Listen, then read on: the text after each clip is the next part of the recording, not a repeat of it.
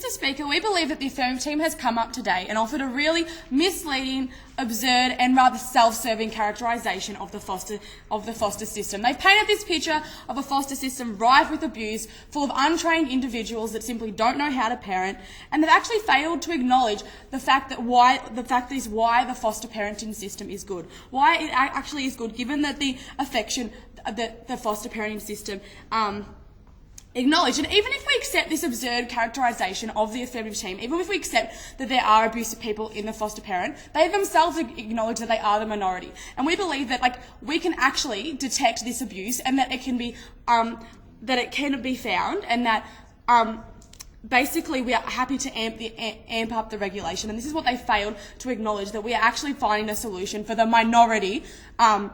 harmful foster parents, and we don't think that this is a reason to get rid of the majority of the foster care system that actually works effectively. So this debate's come down to really two main questions, Mr. Speaker. Firstly, does the current system work to protect children from abuse, and why is the foster care system good for children?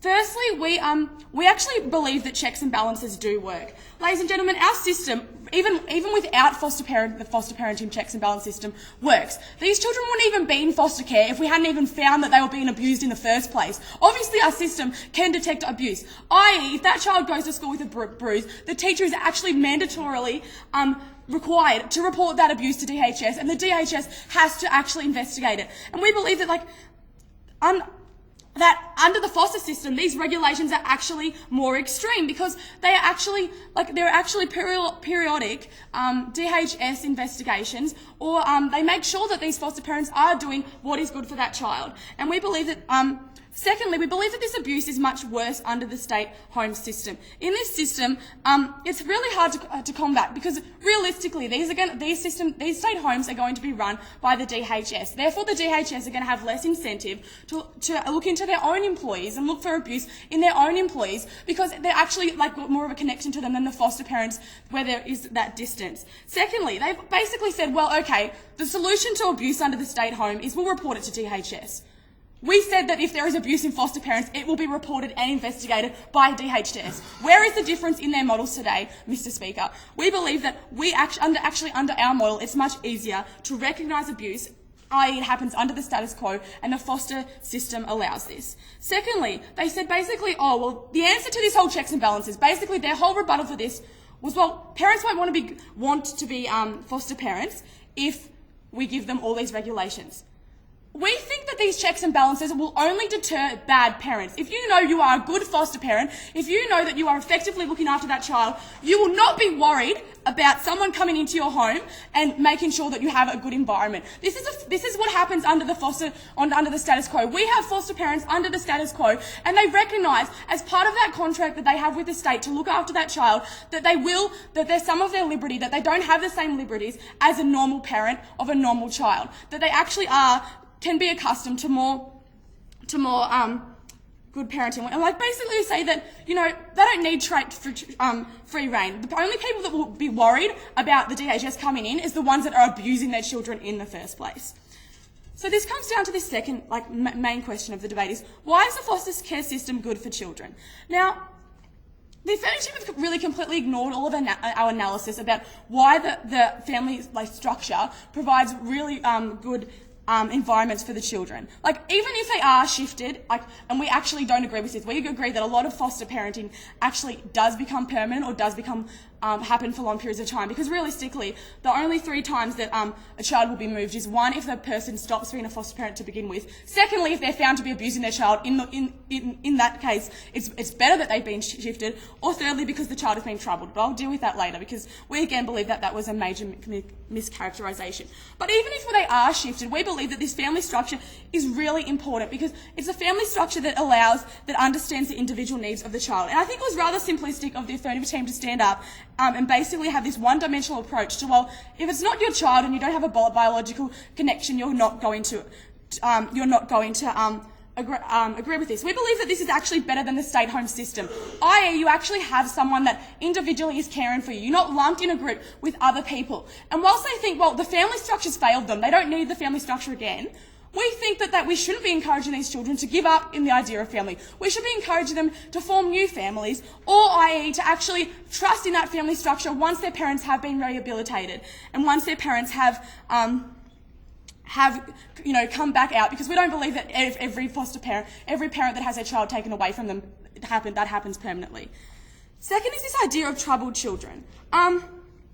Firstly, again, we think they have mischaracterized this idea. Surely there is troubled children in the foster care system, but that doesn't mean that all of them are. For example, a lot of the younger children may have been abused, but they're really open to affection. You know what the problem is? They haven't had affection, Mr. Speaker. They have not been able to have a relationship with a person, and that's the affection they need. That's what they need from our system. That's what we need to be providing them, and that is not what is provided under the Affirmative team's model. Under their model, these children are only going to be lumped with a whole other group of children, with really child psychologists, with DHS officers, people that have to actually, under their jobs, maintain a really big distance from these children. And we believe it's rather important to actually stop these children from being troubled, to give them that kind of affection.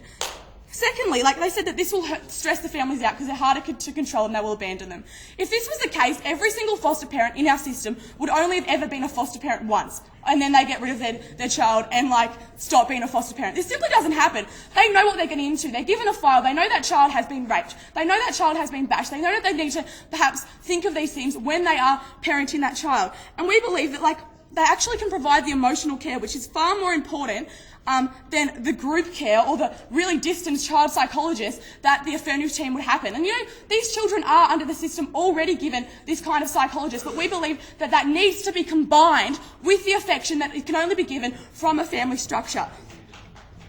Thirdly is this idea about this was a rather ridiculous idea about, foster parents never ever care about their children because they're only in it for the money. Well, this is if we agree with this characterization, it applies to their model as well. These people are only this is their career. They earn it for the money. They are actually not more altruistic. And secondly, these parents aren't being paid a lot. These parents are actually, this is a small stipend. It's only really covers the cost of actually feeding that child and actually sending that child to school. All of those kind of basic needs. It's not really an income. And we think it was rather simplistic for them to respond to this and say, well, that's the reason we don't want them in those environments, because they have other jobs and stuff.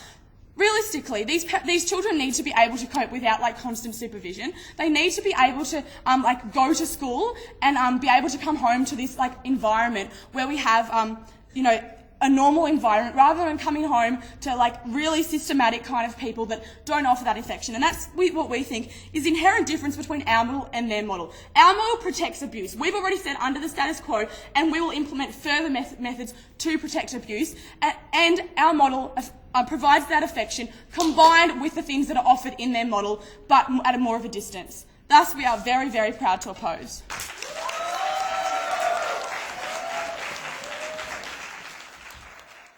In a very high quality debate, going through unanimously to the quarterfinal is Melbourne 8.